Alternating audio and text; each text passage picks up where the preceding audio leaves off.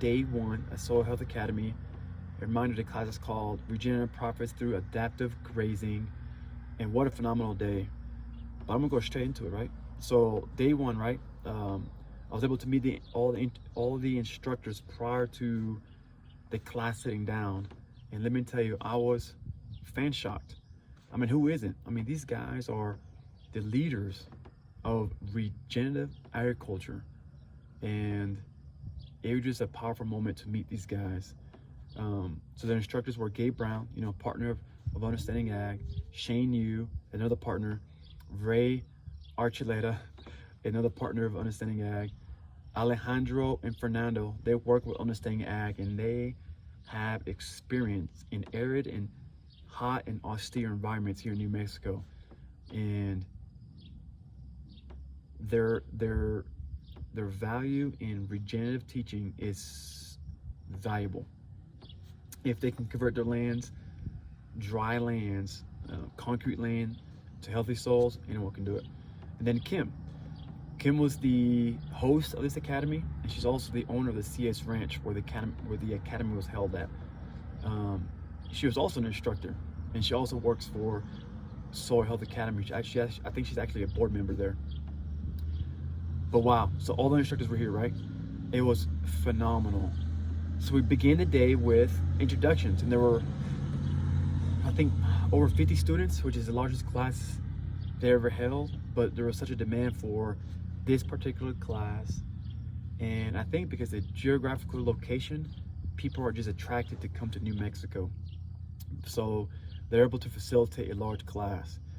But let me tell you, the introductions alone was beneficial. There were all kinds of walk of life.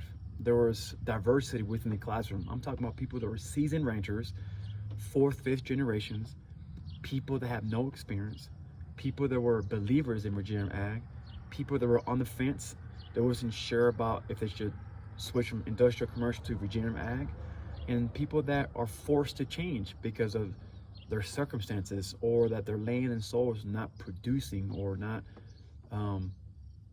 providing what they need in order to survive.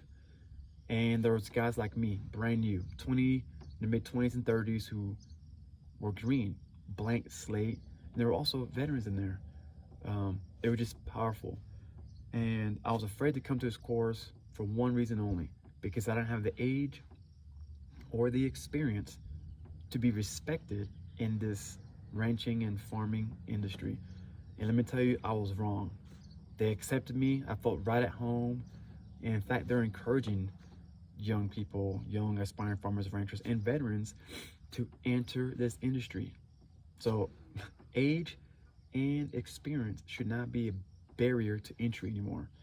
And I can tell you that because I felt at home. These guys and instructors made all of us feel valuable and important. So after the introductions, which took about 2 hours, it was well worth it. I think I would have paid just for the Q&A sessions and the introductions, because man, what a diversity. So after the introduction, we went outside, outside the classroom, and the Understanding Ag and Soil Health Academy team set up this apparatus with 5 different soil health samples, starting from truly degraded soils all the way to restored soils. And he was able to demonstrate the importance of having regenerated soils, because they can truly retain water, and water can actually infiltrate, which is very important, especially during drought years. If you have healthy soils and they're able to retain that water, grass and vegetation can still grow during the most driest year, because the soils are healthy, they have established aggregates, and they can retain water. Who demands the pure monoculture alfalfa? The dairies. Eye-opening illustration of why commercial farming and implementing still and equipment is not the way to go. Too much fungicides, poor rotations. This still occurs. I see no-till fields, they're like rock because they're rotation and support. They're following one principle. We forgot the most important thing. It's utilizing the 6 principles of soil health, the 4 ecosystems, and the 3 rules of adapted stewardship. So Ray was able to explain that. Microbes are always eating at carbon. And if they have no food, they'll eat the house. Okay? How's Cam's holding out? It looks better, doesn't it?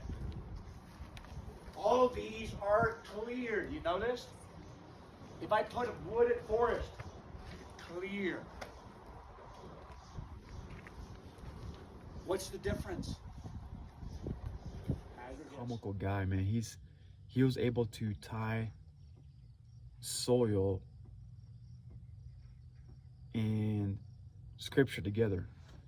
When we all know, if you're Christians, you all know that we are called to be have authority over our animals and be good stewards of our land. We all know that from the Bible, but he was able to bring it to life. And if regardless if you're religious or not, or don't read scripture, you will be a big believer just from his method and approach of teaching. All right, so again, like he was able to talk about the importance of having aggregates in the soil, right? And then from there, we spent a couple hours with Ray Archuleta and his staff, and from there we mounted up on our vehicles and went to the CS Ranch. It was only like about a 15-minute drive. Again, it's CS Ranch. It's over 105,000 acres, owned and operated and managed by Kim and her family. As soon as we got there, we ate lunch, and what a therapeutic place to eat lunch at. We mounted up again and went out to the land. And this portion, the second portion of day 1, we talked about the importance of observation, and it was led by Gabe Brown and Shane Yu. And let me tell you, I was able to observe a couple things, but nowhere near to as much as the seasoned ranchers and farmers. One, because my eyes are not trained to see what to look for. And after all the students were able to provide their observations, remember there's 50 students, Shane Yu, Gabe Brown, Kim, Alejandro, and Fernando to provide more. After all the students provide, they're able to provide more. Just shows that there's so much to learn about our land and animals, and they're part of the observations. We gotta train our eyes. He talks about the greatest investment any farmer and ranchers can do, which most of them don't do, is the power of observation and the importance of healing. And I apologize for the background noise when there's cars coming back and forth. But the observation truly allows us to figure out how to increase our ecosystem functions to the point of profitability and resiliency. Gabe Brown says it himself. And from there, then Shane talks about the microbiology and the relationship and the importance of armor. We have to have a relationship with our land. If we give to our land, the land will give to us. They'll provide what we need in order to make our ranching and farming business sustainable for generations to come, and to weather the drought seasons and the lack of rain if the soils are healthy and have the proper aggregates. He talks about the energy cycle, the water cycle, and the community dynamics is critical to restoring soils by increasing sugars and carbohydrates. We need to manage the land for what we want, but with intentionality and focus.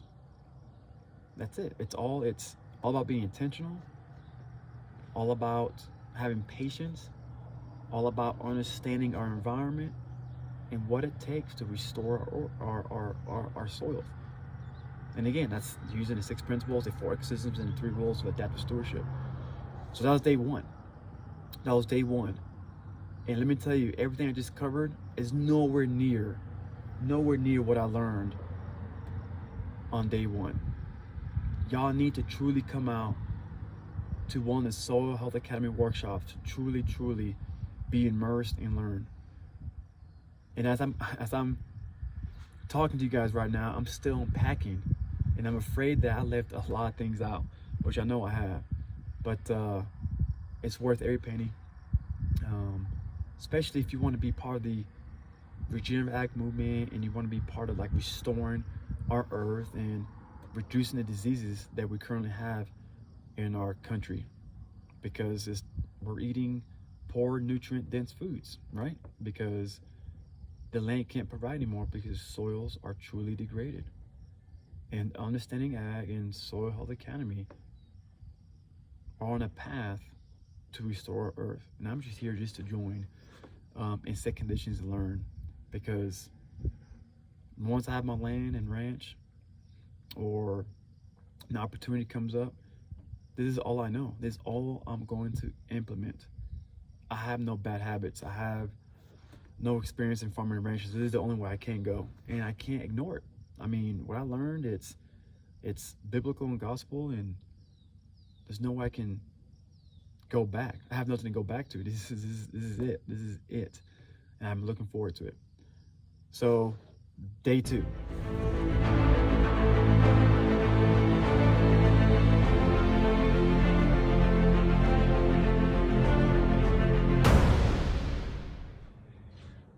Hey, day 2, right? And forgive me, I'm in Fort Carson, Colorado now. I decided not to record what I learned the day of because I wanted to continue networking and cultivating relationships at the end of the classes when they adjourned. So I decided to wait till I got to Fort Carson. So day 2, and I'm gonna refer back to my notes on my cell phone. So bear with me, and hopefully it's not too distracting.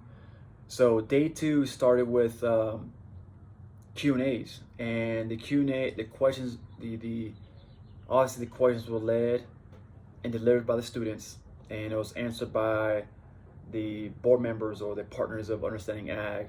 They all got in front of us in line: Gabe Brown, Shane Yu, Alejandro, Fernando, and Ray Archuleta. He wasn't there, but he would have been up there if he was able to stay. But man, let me tell you, the Q&As lasted 2 hours, and that was unintended because they truly let the students drive the environment, which fostered a culture of learning. And let me tell you, the diverse group led to diverse questions, and I was able to pick up a lot of the nuances that I wouldn't have picked up until I began my own ranching and farming experiences. So it was worth it. I would have paid to come just to listen to your Q&As. It was that powerful. It was educational. I mean, the student ranchers was asking very critical questions to enhance their operations, and Gabe Brown, along with the other UA partners, were able to answer intelligently, providing hope and an alternative solution, which meant more money in their pockets and reduce lots of the operating costs and overhead costs simply by changing the way we see things, which is more important than changing the way we do things. I'm gonna say it again. I can't remember who he quoted, and I wish I took better notes, but he quoted something very powerful. So I'm gonna say it again. If you want to make small changes, change what you do. If you want to make major changes, change the way you see things. I mean, why? It goes back to the power of observation and allowing to dictate your operations. The power of observations allow us to enable operations. So Gabe Brown was able to highlight that the power of observations is key to enabling our regenerative operation in any farm or ranch. I mean, he's never wrong. And that's a joke. You have to understand who he is and his personality by attending one of his Soil Health Academies. You will understand his personality and get it. But I'm going to say it another way.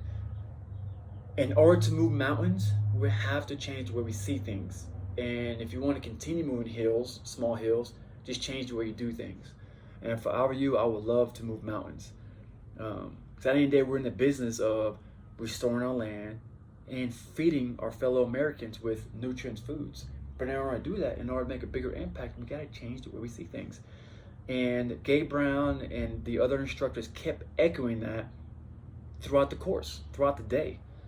So the more they echoed it, the more I wrote it down in my notebook, like, hey, observation is critical to enhancing and ensuring our operation is successful. And we also talked about the importance of understanding epigenetics, diversity, resting our land, and compounding. When we do all this and implement all these practices and knowledge, it will have a positive cascading effect. I mean, the Q&As led to great instructions and conversations that was not in the agenda of teaching. It's awesome. We talked about that. We had to thrive on innovation and creativity. We had to have an intentional mindset, and complement it with high intensity grazing, which would truly speed up the soil health, right? And who took over this portion when it comes to speeding up soil health was Alejandro and Fernando. And these two are locals of Mexico, and they were able to show pictures of their land before growth, before soils were truly restored. I'm talking about if they can do it, anybody can do it. I mean, they had dried land, completely degraded land, no life, no signs of life. But with intentional focus, power of the observations, and focus, they were able to restore land using diversity of plants, diversity of animals, a deliberate approach to grazing and dividing your paddocks. It was phenomenal. He even showed it on the dry erase board. If you had land and there was areas that were moisture, they were a little better than others, and the degraded areas, Alejandro said, focus on the areas that had moisture, that had some type of biology, and put all your effort, all your concentration towards that area by using adaptive grazing, having a plan, and building your paddocks. Let your observations dictate your operations. And it was powerful. So he drew a schematic, and he operationalized how he was going to build his paddocks. Again, focusing on the better areas, right? Using animals and already land that had moisture. So basically using what you have already. He operationalized his land. But what led him to operationalize land is the power of observation and using his animals and his context, his epigenetics, to foster and create an environment where soils can truly thrive and live in harmony. Synergy, right? But you got to take the time and don't rush and just listen. Build a relationship with the land. Understand microbiology. Understand the importance of animal impact. And with intentional focus can truly restore your health. And the more you observe, the more you're intentional, the more you're focused, using what you have will speed up the health of your soils. And then from there, you slowly restore other parts of your land. Or if you have two different parts of your land that are good, find a way to connect it, using with bale grazing or slowly, right? But it can happen. And before you know it, you have restored land, which is direct link to healthy foods and healthy humans, right? Powerful stuff. And Alejandro and Fernando was able to articulate in a way where it restored hope with seasoned ranchers. And I'm a blank slate, right? So I have nothing to go back to, but I'm a big believer. So remember, creativity, intentional mindset, high intensity grazing, using an animal, understand the biology, building a relationship with the land is key. All starts from observation. Because once you understand that land is self-regulating, self-producing, and self-healing, you're allowed to make mistakes. It was powerful. So again, Alejandro, one of the partners, concentrate on the most hydrated areas, and changes can speed up. But you have to use the 6 principles of soil health, the 4 ecosystems, and the 3 rules of adaptive stewardship. But you have to have observations. We got to train our eye to lead us on how we're going to conduct our business.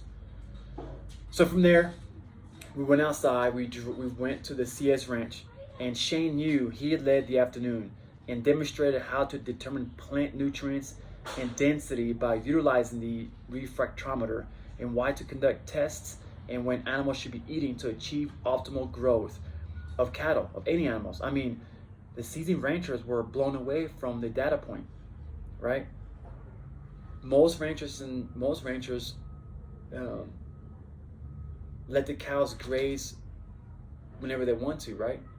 But Shane Yu disagreed with that. He said you need to feed them at the most optimal sunlight, or at the highest point where the plants had the most nutrients, more sugars, more carbohydrates, more protein, which is at the peak of photosynthesis, which is typically in the afternoon, right? And force the cattle to graze intensively to grab the most nutrients and high protein plants, which in return will gain more pound per cattle, which means more money in the pocket. And in the evenings they rest, right? But you have to have focus, right? You have to observe the learned behaviors of the animals, and prevent the animals to be selective. Force them to eat what they don't like. You want to create that compound effect in a small paddock with higher stock density to create more manure, more urine on those small paddocks. And if you rest it for a year, come back around that paddock, you're going to see the life. You have more population of insects. In fact, you might have wildlife come to that land. You're going to see that paddock that was intensively grazed with high stock density, all from the power of observation, flourish the next year. All because you're intentional and you're observed. Awesome stuff. Shane Yu was able to articulate in a way where guys like me, grunts, army dudes who don't understand this, but he was able to articulate in a way where I could implement it the very next day on my future ranching land. The instructors, man, they worked together in harmony, and it was awesome. And they never stopped us from interrupting them by asking questions. And I was always a big believer, the only dumb question is the question that you don't ask. And again, I was quiet. I was very quiet. I barely asked any questions because I have no experience. I let the seasoned ranchers and farmers ask all the questions because those questions were the best. And I was just a fly on the wall, learning, observing. I mean, it was powerful stuff. I will go to another course. And hopefully I'm able to ask questions this time, because man, it was just powerful stuff. But that was the end. I'm so sorry. That was my daughter. She disrupted the class. Hey, you know what? That's another thing I didn't talk about. The power of disruption. The power of disruption. Not grazing at the same time. Not introducing the animals to the same paddock every year. Forcing them to eat plants that they typically don't eat by reducing the size of the paddock, and having different times of rest. The disruption, right, which is one of the principles of soil health and 3 rules of adaptive stewardship is disruption. I can't believe I forgot to talk about that, but I'm gonna thank my daughter for her disrupting in class, which allowed me to remember disruption is key. Stay tuned. Battlefields to fertile fields.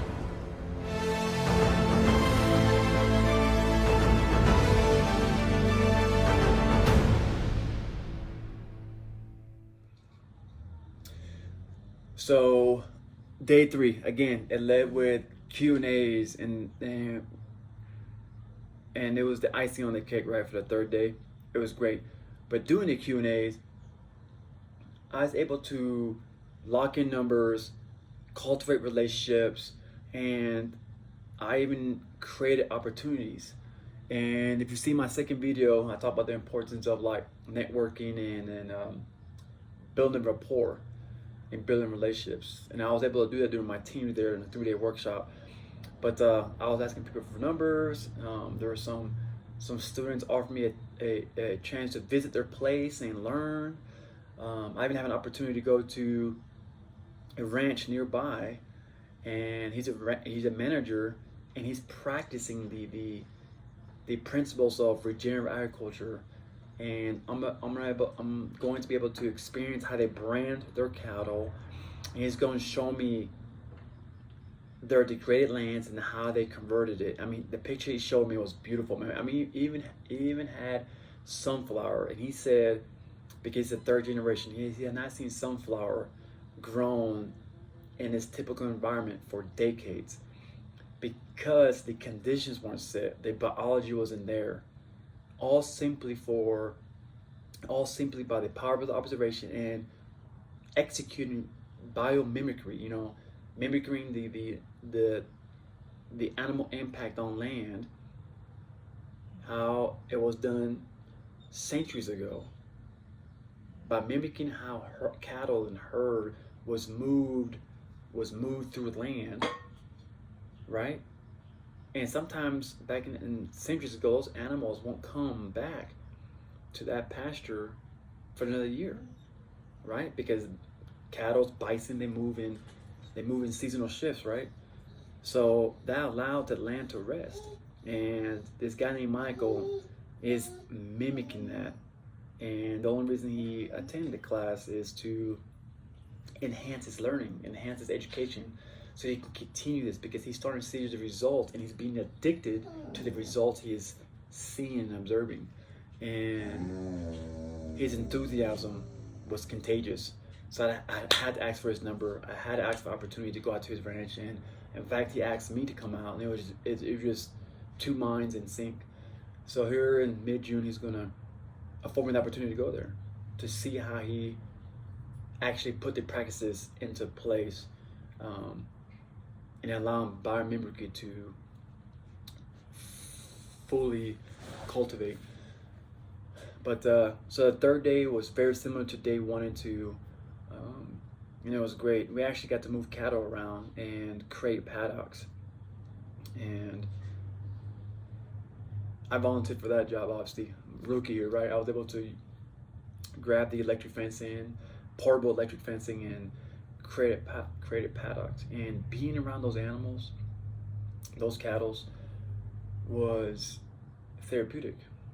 It was regenerating, hence regenerative agriculture. But it regenerated my spirit. And Kim, the owner of the CS Ranch and the operator, was such a servant leader, and allowed older students to get their hands-on immersive experience.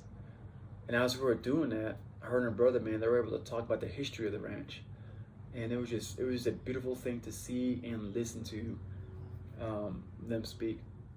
But day 3, led with Q&As, and then we went out to the ranch, and this time we went further out. Remember, they have 105,000 acres, but we went further out. That's been grazed a year prior, and before it was degraded. But there was a nearby creek, a water source, and there were some plants. So they put a lot of concentration efforts and deliberate planning in this area, and they utilized the 6 principles and the rules of adaptive stewardship. And she was able to tell us, hey, it's been 1 season since we touched this land with the cattle, and grasses are about 18 inches tall, like up to my kneecaps, and all because the power of rest. And they're letting us know that a full rest is longer than 10 months. And obviously, the speed of recovery, the speed of healthiness is dictated by the level of moisture. Not too much, not too less. So if you have the right combination, you can speed up with soils. But in order to determine that, what's right is the observation, right? You got to observe what you have. I have land, I have creek, proper moisture. Let's develop this paddock and have a deliberate plan, and let's figure out what size they need to be. And they're out there daily moving these cattle almost 2 times a day, right? And every time they move further, they take 1 fence line out. And creating biomimicry, right, to restore soils by cattle compounding, right? Um, it was powerful. The grass was this tall, and at one point she stated that she can only determine about 12 species of plants, but now they're able to at least see 40, to include native plants. That's a huge improvement, to have that much diversity in plants, all just from observing and implementing animal diversity, and using what they had, using what the land provided, using the land that was there, the water that was there, capturing sunlight, using the 6 principles of soil health. It was great. This third day tied the 2 days wonderfully. It was great. It was great to see degraded land and see, after a year only, what it looked like. I mean, the cattle has to be happy to come to that land a year later and eat nothing but higher forage with higher dense nutrients, protein, sugar, carbons, all from observation and rest and adaptive stewardship. It was just incredible. So that day led with more questions outside, and it was great. And I purposely set in vehicles and try to interact with people that I've never interacted with before. And I targeted seasoned ranchers, the old, crusty individuals, man, that had life, had experience. You can see in their face that, hey, I've been a rancher for some time now. And they love sharing what they learned. I mean, it was great, man. I mean, how else do you pay it forward? You have to rely on other people to get where you want to go. And it goes back to my first video. You can't get through life without mentorship and coaching. It's no different in the ag business, right? But it was powerful. So day 3, I don't got that much to say, but day 3 was just an extension of day 1 and day 2. But this time, actually getting out there, moving cattle, seeing cattle, learning the behaviors of the animals. I even learned how to select cows, or if I had to go to an auction or to another farm that's selling cattle, I know how to pick the right proper heifers and steerlings just by simply watching and observing their behaviors on how they eat, if the ears are perked up, if their hips are concave or not, if they're full, if they're alert. All indicators of a happy cattle or a healthy cattle, which is direct link to, like, hey, are they eating correctly, or are they eating healthy? And Fernando was able to teach me that one by one. I asked him a question. Hey, I'm a rookie. I don't even know how to pick cattle if I start my ranching business. And he was able to answer this question with enthusiasm. Man, it was great. And it kind of helped out that I speak Spanish too, so we're able to have a bilingual conversation. But powerful stuff all day, all 3 days. And if you're watching this, please subscribe. And if you got any questions, let me know. Remember, if I don't have the answer, I have the network and established connection now where I can ask somebody and I can provide the answers. And at the end of the day, remember, I'm not a seasoned rancher. I'm not a seasoned farmer. There's a lot of YouTubers out there, a lot of seasoned ranchers and farmers that can answer your questions. And again, if it's the first time watching, I'm just only capturing my journey of a non-farmer rancher who has no experience to an established rancher and farmer. Again, I'm just here to inspire other young farmers and ranchers to enter this industry, to include veterans. That's it. I will never advocate or never claim that I know it all or that I am a seasoned rancher or farmer. But one day, I will be at a point where I can advise others, which is cool because my last job, I was an advisor. I led a team into combat and advised indigenous security forces in combat operations. I would love to get to the point where I can advise young aspiring farmers and ranchers and veterans themselves.